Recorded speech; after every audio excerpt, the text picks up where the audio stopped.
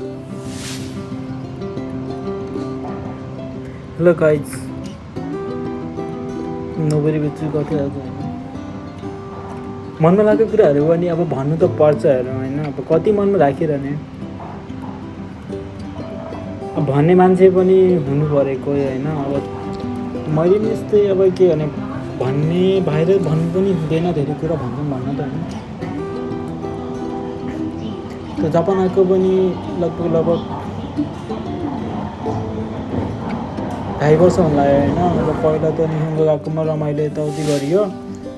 अब अहिले भने चाहिँ म सेन्मन गएको गइसकेँ होइन। सेन्मन गएकोमा पनि अहिले पहिला त त्यति धेरै काम गरिएको थिएन होइन, काम पनि गएको थियो। अहिले अब नेपाल भन्छु, जापानको प्रधानमन्त्री पनि चेन्ज भयो होइन। त्यो आइनै के अरे तकासी के भन्ने त्यो भयो प्रधानमन्त्री, अनि त्यो आइसकेपछि सबलाई गाह्रो टेन्सन भइरहेछ। केटाहरूको पनि लास्ट ट्याक्स आयो भन्दै थियो, अमृताले पनि लास्टै ट्याक्स आयो भन्दै थियो। हिजो फोन गरेको थियो अमृताले, मैले मेसेज गरेको थिएँ अनि अमृताले फोन गरेको थियो। त्यो हामीसँगै आएको केटी हो, त्यसको नि ट्याक्स पैसा के गरौँ भन्दै थियो। अब के गर्छस्, ठिकै छ नि त, बिस्तारै तिर भनेको। तर त्यो खाइको पढिरहेको छ अहिले, जस्ट ठिकै छ। म पनि सेन्मन गएकोमा आइसक्यो। अब अहिले हामीहरू लगभग सबै केटाहरू सेन्मन गएकोमा छौँ। अब केटाहरू त लगभग विक्रम रोशन, अब हामीहरूसँगै आएको केटाहरू विक्रम रोशन भयो होइन। विक्रम रोशन, म, अमृता, हिरा भन्ने थिएँ होइन। उनीहरू त अहिले साप्पोरोमा छन्। विक्रम रोशनहरूसँगै बसिरहेछन्। अब पारी रुमहरू चाहिँ केटा कहिले कसो जान्छु म। अमृता खाइको पढिरहेको चाहिँ केटाहरू अब बिजनेस, म पनि अब भनौँ नि टुरिज्म बिजनेस हो हुन त।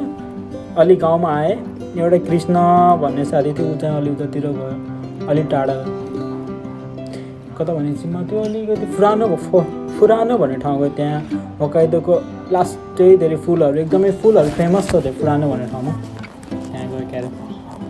अहिले त्यही हो, सबैलाई गाह्रै छ अहिले।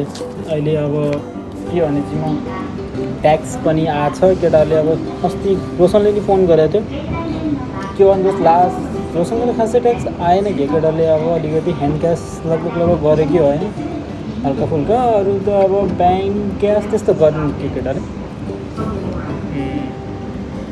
गरेन ब्याङ्क क्यास चाहिँ। अब मेरो पनि अलिअलि ट्याक्स आएको थियो, मैले पनि नगरेपछि सीमा हल्का फुल्का फोन गरेर भनेको थिएँ। अब यस्तो तिर्न त गाह्रै हुन्छ यताउति भनेर गफसप हल्का लगाएको चाहिँ उसले ल केही समय पर्ख्यो अनि खाना पठाइदिनु भनेको त्यही के गर्छ।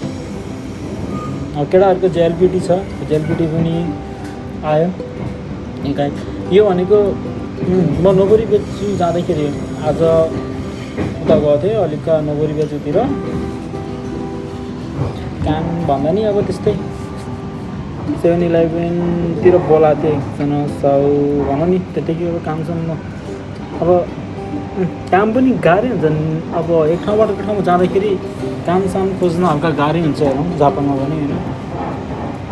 अब पहिला पुरानो ठाउँमा सबै सेटल भइसकेको हुन्छ, अर्को ठाउँमा गइसकेपछि सबै कुरा खोज्नुपर्ने हुन्छ आफूले। अनि त्यहाँ गइसकेपछि साथीहरू चिनाजानी हुन्छ कसैको, अब यताउति अलिकति भनौँ साथीहरू पनि नयाँ बनाउनु पऱ्यो, उता दौडिनु पऱ्यो। अब नयाँ कुराहरू घुर्ने सन्चेहरूसँग सुरुमा त रमाइलो हुन्छ। अब त्यही हो केटाहरू, अब पछि बिस्तारै गाह्रो हुन्छ, काम थपेर जानु पऱ्यो। आजकल त अब सेन्मन गएको ताइखान त लास्टै ताइखान हुन्छ एउटा होइन। सेन्मन गएकोमा बिहान के अरे 9 बजेबाट क्या अरे स्टार्ट हुन्छ त्यो 9 बजेबाट। अब मेरो त अब यहाँ गएकोमा हल्का के छ भनेदेखि बसै छ, गएकोको बस छ नोबरी बेच्चुको, हामी त्यसमै जान्छौँ। गएको ल्याउने लग्ने त गरिदिन्छ, तर टाइम हुँदैन, लास्ट केही टाइम हुँदैन कसम। र जापानमा चाहिँ धेरै कुराहरू मिस पनि हुन्छ नेपालको होइन। अब जापानमा चाहिँ अब प्रायः सबैको गर्लफ्रेन्ड पनि हुन्छ केटाहरूको, कसैको ब्रेकअप हुने, गर्लफ्रेन्ड ब्रेकअप हुने पनि भइरहेको हुन्छ होइन। त्यही हो यहाँ त, ब्रेकअप हुने गर्लफ्रेन्ड हुने लगभग अहिले हाल के छ भनेपछि म जापानमा मेरो मेरो मेरो के छ भने मेरो चाहिँ अहिले अब मैले काम एउटा काम त गरेको छु, यी जग्गामा गरिरहेको छु। अब यी जग्गामा त्यही हो, केटाहरू अब हल्का हल्का भाँडासाँडा माझ्ने, अब होइन भाँडा माझ्ने, बेहुरी यताउति हेल्प गर्ने, त्यही काम हो। हेल्प त्यही काम हो अब गाउँको सेलमा होइन। साउ त कसैले बनाउँदैन होइन। अब मेरो पनि उता तेन्चेले भनेको थियो केही समस्या पऱ्यो भने भन् भनेर, अनि म पनि अब एउटा काम त पैसा दुईवटा काम भयो भने त अब चलिहाल्छ लाइफ त। अब त्यही हो, सेन्मन गएको म लास्ट इक्जामहरू हुन्छ, सर्भिस सेचिगु भन्ने हुन्छ होइन। त्यसको पनि सब त्यही नै, यताउति पढ्नुपर्छ, त्यही नै भयो। सङ्के गो केन्जियो गो भन्नेहरू हुन्छ होइन, पोलाइटहरू पढ्नै पर्छ, त्यो पनि गाह्रै हुन्छ। अनि अरू हाम्रो साथीहरूको लगभग के छ, केटाहरू काम त गरिरहेको छ, हल्का ताकिन त ताकिन नै छ उता कुरा होइन। सबकुरोतिर केटाहरूले काम गरे भने पनि तर गाह्रै छ लास्टै। अब आउने साथी पनि लगभग भाषा सिकेर आउनु। मैले नि पहिला 3 महिना जति त कामसाम गरिनँ, त्यतिकै नै बसे हो होइन। त्यसै काम गरिएन 3 महिना जति, किनभने चाहिँ म अब अलिअलि घरबाट पैसा नि हुन्छ। अब म हल्का हल्का पढेर आएको थिएँ, पढेर आइसकेपछि अब यहाँ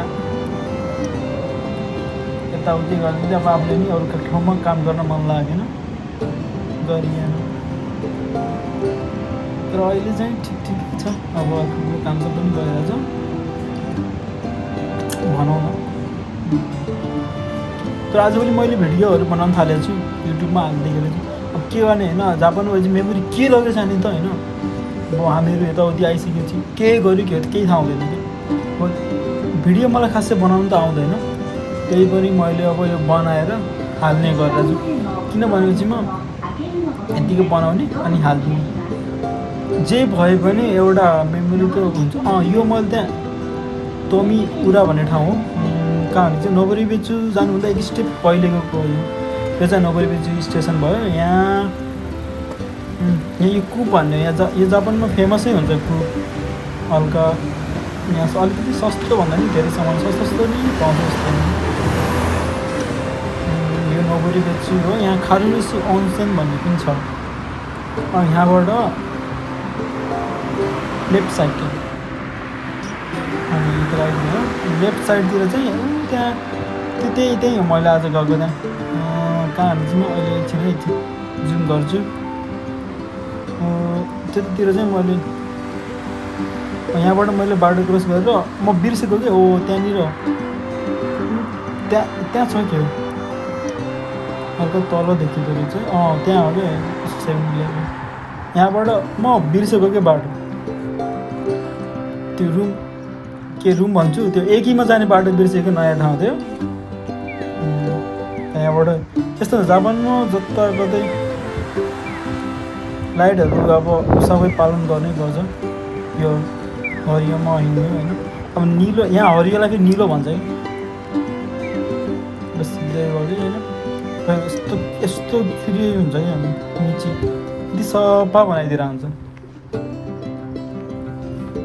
मेरो भिडियो त जसले पनि हेर्न मिल्छ है, त्यो केटी भनेर भन्दा नि बुढो बाला भनेर छैन, जसले नि हेर्न मिल्छ है।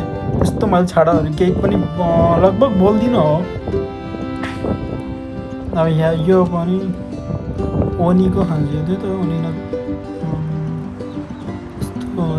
यति सफा हुन्छ क्या जापानमा। यो आओ भन्ने यहाँ ऊ छ क्या, के भन्छन् रेस्टुरेन्ट। यो भनेको एकदमै सस्तो नै लगभग हुन्छ, तर फेमस नै जस्तो छ लगभग। यस्तो सफा हुन्छ क्या बाटो।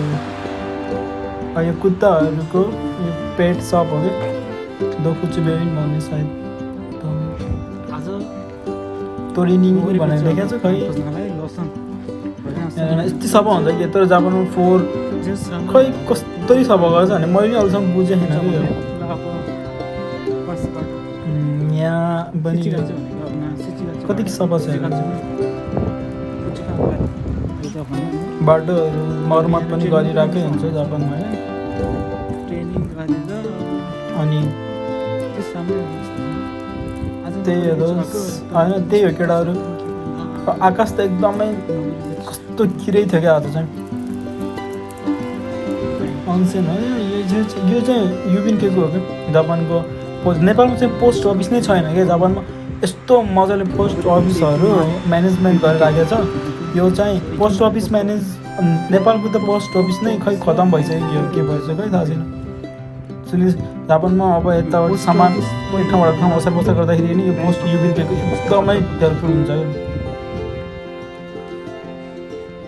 यहाँ जापान 100 वर्षको बुढाबुढीहरू पनि के गरेर हुन्छ कि त्यो बुढीहरू कस्तरी कनी पनि माथि गएर जान्छ।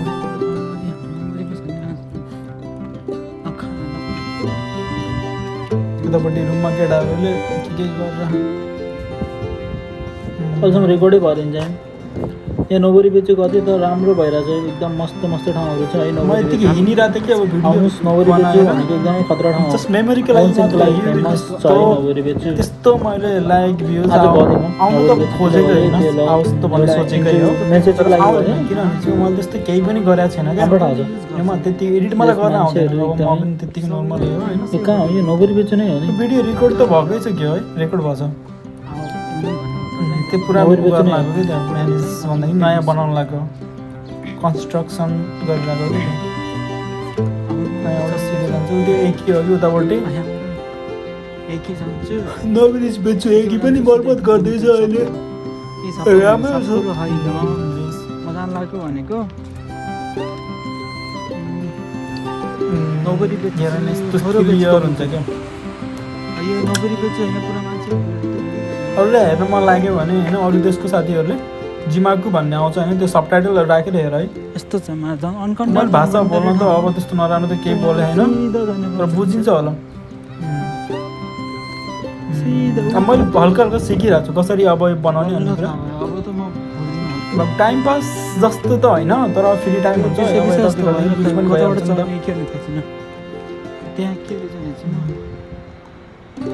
यो भने चाहिँ म कोरियु खाएँ भनेको यो नोबरी बेच्यो। अब विदेशी मान्छेहरू आएर जमघट हुने ठाउँहरू हो सिटी टुरिज्म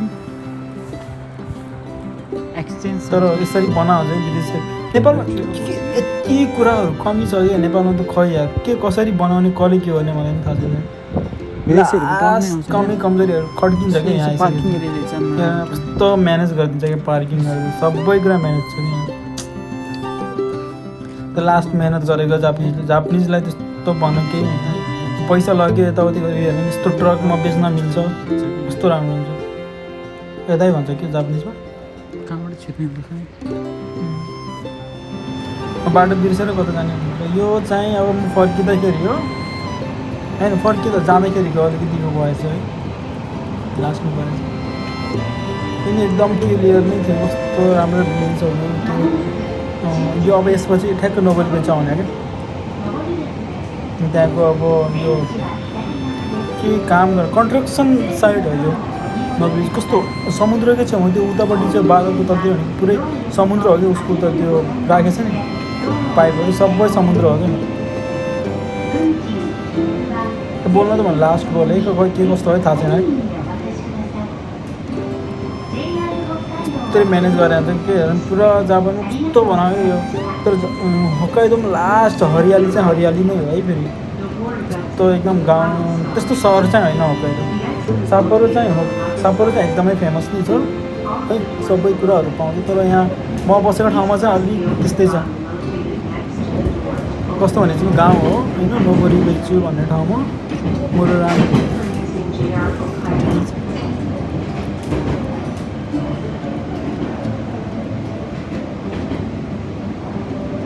सब अब यहाँबाट नि थाहा छैन क्या मलाई कता के कता भन्ने कुरा। अनि त्यत्तिकै क्याचेस गरेँ यो नोबरी बेच्यो नै हो, नोबरी बेच्यो पुग्छ क्या अब।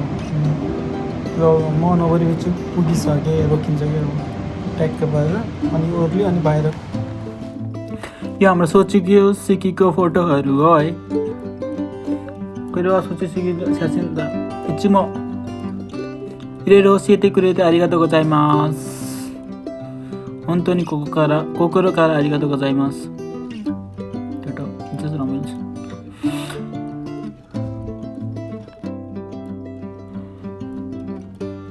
अस्ति हामी घुम्न गएको थियौँ आत्मा दाई बुच्चु भन्ने ठाउँमा, त्यहाँको फोटो यो पनि है। यिनीहरूसँग धेरै रमाइलो गरेँ यार मैले, माको समय मलाई मस्त लाग्यो। यिनीहरूले जहिले नि खानेकुराहरू दिने है, एकदमै एकदमै खुसी लाग्छ यिनीहरू सम्झनामा छन्। यिनीहरूलाई मैले हाल्छु युट्युबमा हाल्ने भन्ने कुरा गरेर छु होइन। अब यिनीहरूसँग सल्लाह लिएर हाल्छु युट्युबमा, यिनीहरूले हालिदियो भने नै हालिहाल्छु नि त। त्यो सधैँ धन्यवाद। इचुमा इरो私に幸せのためいろいろやってくれてありがとうございます。一番ありがとうございます。あの方みんなにありがとうございます。本当に心からありがとうございます。そう、それは卒業式最後のところだった。頭大仏と言われてる。これは桜が見に行った時のことです。本当に楽しかった。皆様と過ごして日本語学校は一番楽しいでした。本当に楽しい。先生も優しいし、いろいろ教えてくれていろいろ教えていただいたんですよね。今もその先生から教えてもらった知識で生きています。日本語学校一番楽しかったです。今どこですか？デートですか？ねえ。3人じゃない。私はタイ見たよ。そっち行ったりあちこち行ったり山登ったり、田中先生もいつもありがとうございます。本当に田中先生もありがとうございます。あの方もありがとうございます。いろいろ助けてくれて、私のために考えてくれて、友達たちに心から感謝しております。いつでも感謝しております。本当にありがとうございます。ありがとうございます。いつでもありがとうございますって言うね。それしかできないけど、例えば時々会ったら話してくれてね、皆様。私も寂しいし、皆様私の心いつも考えてくれたんですよね。私の弟も一番いいな。その人も私のために考えてくれてありがとうございます。